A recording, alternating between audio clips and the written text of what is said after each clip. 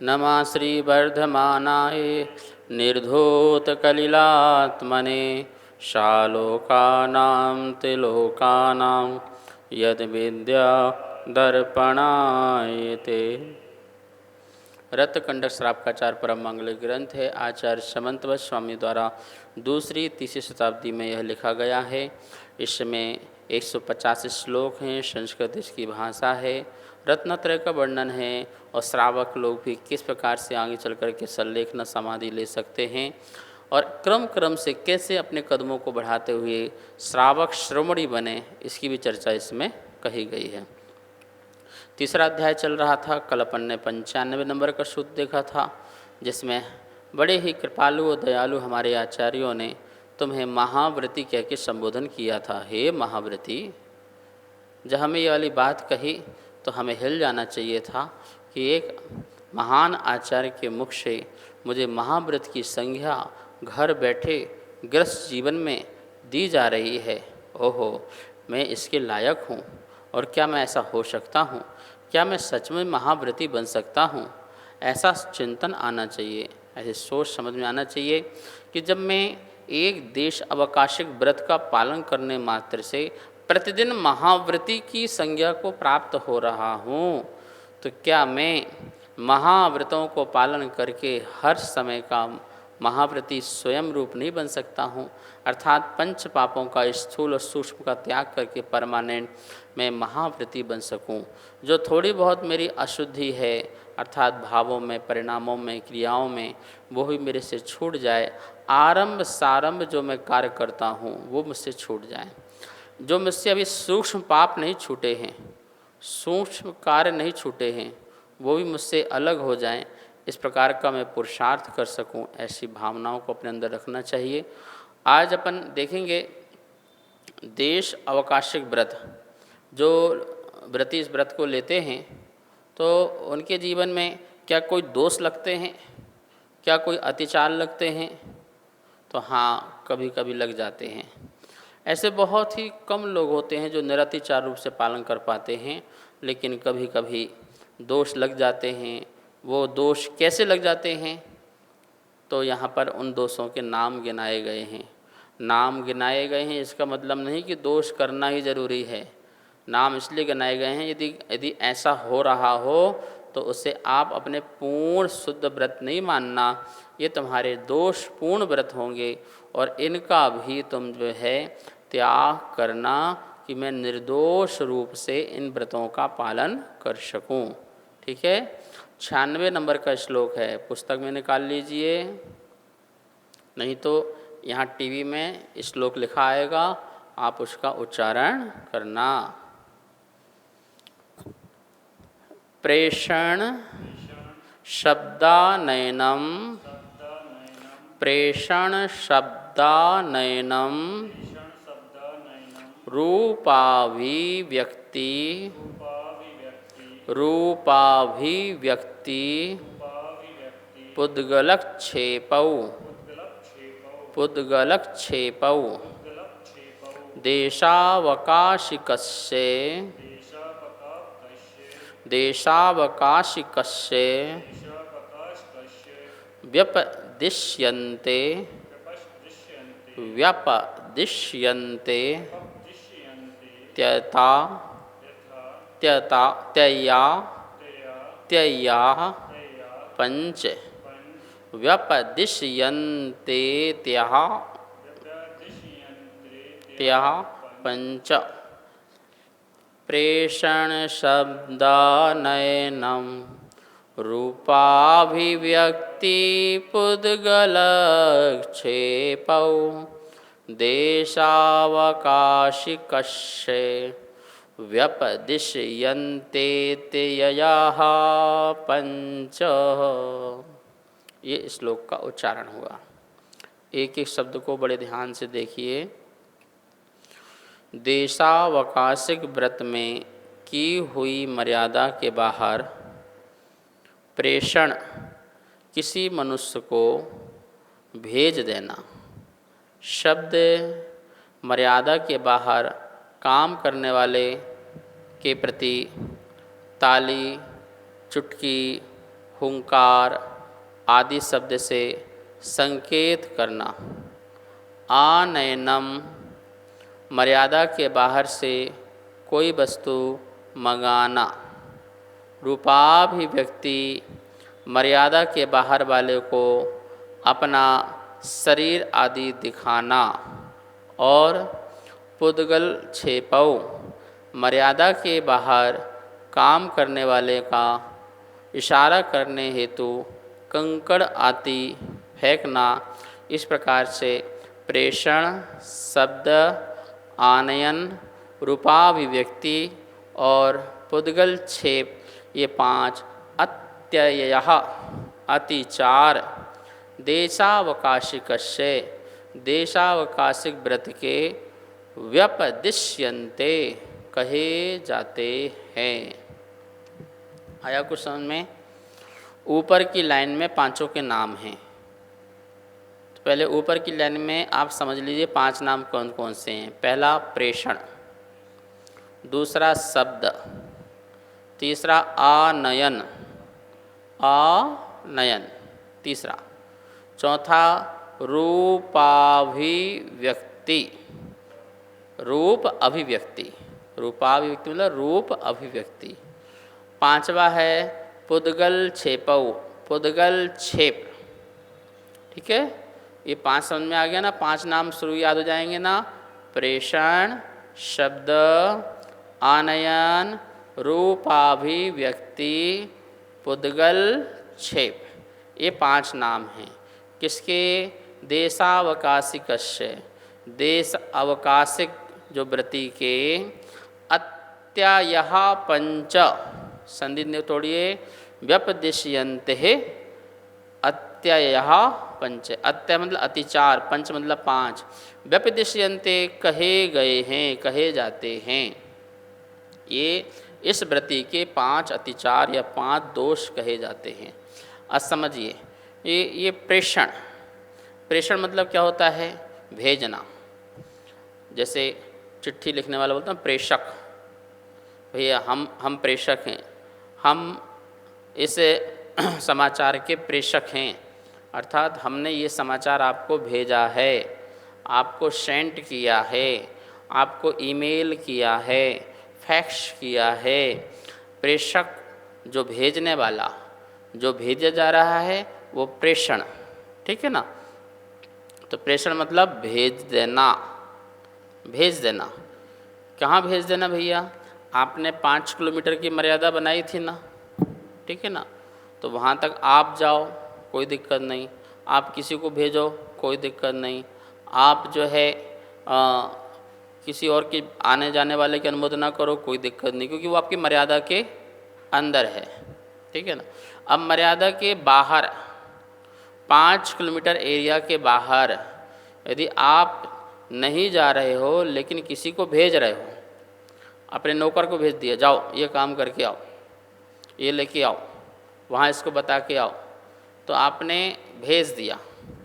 नौकर को भेजना, फ़ोन करना, ईमेल भेजना आदि जो कुछ भी अपनी सीमा के बाहर भेजना, ये दोष कहलाएगा।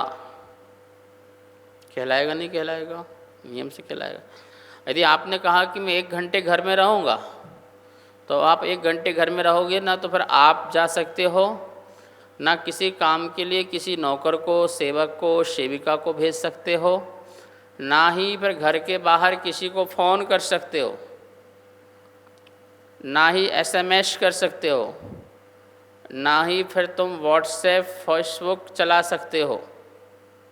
ठीक है ना? व्हाट्सएप, फेसबुक जो होता है, इंस्टाग्राम जो भी होते हैं सोशल मीडिया, क्योंकि आपकी बात घर के बाहर नहीं जाना चाहिए, क्योंकि आप किसी न किसी चीज़ से पहुंचा रहे हैं, तो आपको पहुंचाना भी नहीं है।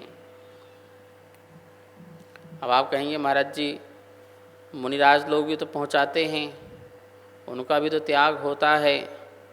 चातुर्मास में 4 महीने एक जगह रहने का होता है, और यदि वो इस प्रकार से किसी को बुलाते हों, भेजते हैं, तो क्या दोष है? निश्चित दोष है, निश्चित दोष है महाव्रतों में। क्योंकि मुनिराज तो चातुर्मास तो छोड़ो, चातुर्मास हो और चाहे ना हो, ना किसी को आज्ञा दे के बुला सकते हैं और ना ही किसी को आज्ञा दे करके पहुंचा सकते हैं, क्योंकि मुनिराज का ईर्या समिति नाम का व्रत है। वो चलते हैं तो देख के चलते हैं, आते हैं जाते हैं तो देख करके आते जाते हैं। लेकिन यदि किसी को भेजेंगे तो वो व्यक्ति ईर्या समिति का पालन तो करेगा नहीं, और जिसको बुलाएंगे तो वो भी ईर्या समिति का पालन तो करेगा नहीं। तो जब वो ईर्या समिति का पालन करेगा नहीं तो फिर मुनिराज जो हैं उस संबंधी आरंभ सारंभ के हिंसा के भागी हो जाएंगे।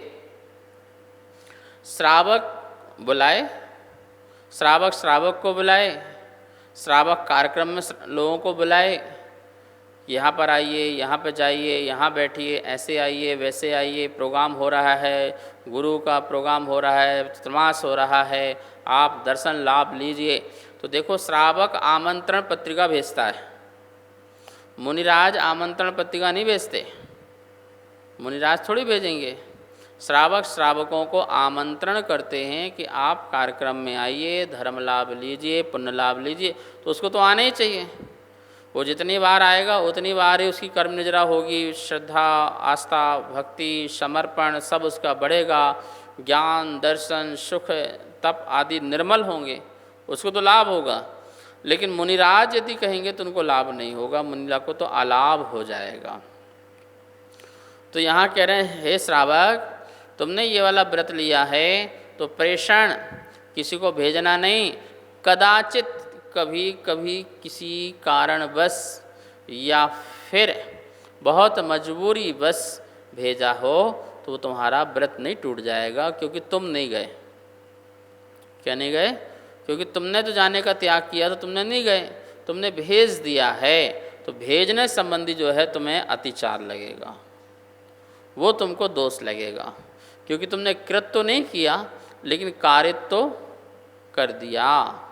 आपने कार्य संबंधी अथवा कोई जा रहा था उसकी आपने अनुमोदना कर दी, बहुत बढ़िया, क्या बात है, कहाँ गए तुम? वहाँ गए थे, अरे बहुत बढ़िया, बहुत अच्छा बहुत अच्छा। तो क्या किया तुमने? सीमा के बाहर कोई व्यक्ति जा रहा था, आपने भेजा भी नहीं पर आपने अनुमोदना कर दी, ये भी आपका अतिचार लगेगा। कहीं ना कहीं सीमा के बाहर से आपको प्रेम रहा, वहाँ से कोई ना कोई आपको लगाव रहा, कोई ना कोई आपकी इच्छा रही, जिसे आपने भेज करके या जाने वाले की अनुमोदना करके आपने उसकी पूर्ति की है, तो वो दोष है। यदि आप स्वयं चले जाओ तो क्या होगा भैया? कौन देख रहा है? किसको पता है? मैं अपने हो आता हूँ, आज मन कर रहा है, 1 महीने का नियम था, कैसे पालन होगा, चलो कर ही आते हैं आज। तो आप स्वयं चले गए, तो भैया जब स्वयं चले गए तो अतिचार नहीं लगा, वो तो अनाचार हो गया, वो तो आपका व्रत जो है भंग हो गया। प्रेषण, समझ में आ गया ना? एक प्रेषण। दूसरा क्या दिया है? शब्द, शब्द करके, आप वचन से बोल करके, चुटकी बजा करके, ताली बजा करके, ठीक हुंकार करके, ऐसे हुंकार करके आदि अनेक प्रकार से आवाज़ करके संकेत करना सीमा के बाहर। जैसे नियम लिया था 1 घंटे तक इस हॉल से या इस मकान से या इस कमरे से बाहर नहीं जाएंगे, ऐसा नियम ले लिया। लेकिन कोई व्यक्ति आपका जा रहा है जान पहचान वाला, तो उसको चुटकी बजा करके ताली बजा करके, मतलब अपनी ओर संकेत देना, संकेत करके उसको बुलाना या किसी को संकेत करके आगे पहुंचाना, शब्द करके, ठीक है ना? तो शब्द ताली की भी हो सकती है, शब्द चुटकी भी हो सकती है, शब्द हुंकार भी हो सकता है, बजा करके, कोई चीज़ बजा करके, हाथ से बजा करके, किसी डंडी से बजा करके, लोहे से बजा करके, घंटा बजा के, घंटी बजा के, कैसे भी करके, अथवा आज के समय में मिस कॉल दे करके, फ़ोन में कॉल करके, कैसे भी करके सामने वाले को संकेत करना। मर्यादा के बाहर काम करने वाले के प्रति आप उसे संकेत देते हैं शब्द के माध्यम से, तो ये भी आपका अतिचार होता है। जैसे आपका नौकर काम कर रहा है और आपने नियम लिया कि मैं इसके आगे नहीं जाऊंगा, तो उस नौकर को ताली बजा के, क्या कर रहे हो, ढंग से करो काम, उसको संकेत दे रहे हो, और हुंकार की आवाज़ लगा रहे हो, खकार रहे हो, जिससे उसको याद रहे कि भैया सामने मालिक बैठा हुआ है, मुझे समय से काम करना है, मुझे जो है काम सही तरीके से करना है। तो इस प्रकार से ऐसा उसे संकेत करना, ये भी जो है अतिचार है। तीसरा दिया है आनयनम।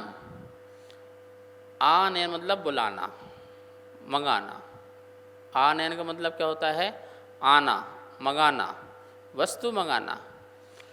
मर्यादा के बाहर से कोई व्यक्ति आ रहा हो तो उससे वस्तु मंगा लेना। जैसे मान लो कि आप नहीं जा पा रहे, आपका 4 महीने का त्याग है, आप दिल्ली से बाहर नहीं जाना, ऐसा त्याग है आपका, ठीक है ना।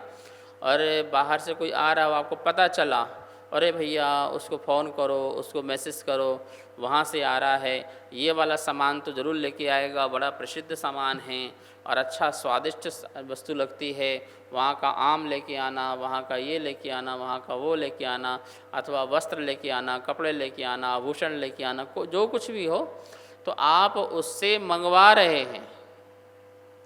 आनयन क्या कर रहे हैं? प्रेषण में तो भेजना था और आनयन में मंगाना है। आपने यहाँ से भेजा नहीं किसी को, अब वहाँ से जो आ रहा है उसी से ही आपने क्या कर दिया? अपनी भोग की सामग्रियाँ जो हैं उससे मंगा ली, बुलवा ली। तो ये आनयम नाम का क्या हो जाएगा? दोष हो जाएगा। आपका भारत से बाहर जाने का त्याग है, परमानेंट। देखो अपन ने दिग्व्रत में भी कहा था परमानेंट त्याग है, तो उसमें बुलाओगे तो उसमें भी हो रहा था। अब कह रहे हैं कि भारत के अंदर भी तुमने जो सीमा बनाई है कुछ समय कुल काल मर्यादा के लिए, उससे भी यदि आप बाहर से किसी चीज़ों को, वस्तु को, व्यक्ति को बुलाते हैं तो वो आनयन नाम का जो है अतिचार लग जाएगा। ठीक है, इस प्रकार से प्रेषण, शब्द, आनयन, अपन ने आज 3 अतिचारों के बारे में समझा। शेष अतिचारों की चर्चा कल करेंगे, आज समय हो चुका है। माँ जनवाणी की स्तुति करेंगे। जावाणी के ज्ञान से सुजे लोकालो, शोवाणी तक धरो सदा देत हो धो। हे जनवाणी भारती तो हे जपो दिन रे, जो तेरी सरना धरे सो पावे सुख चैन। सबको बहुत बहुत मंगल आशीर्वाद।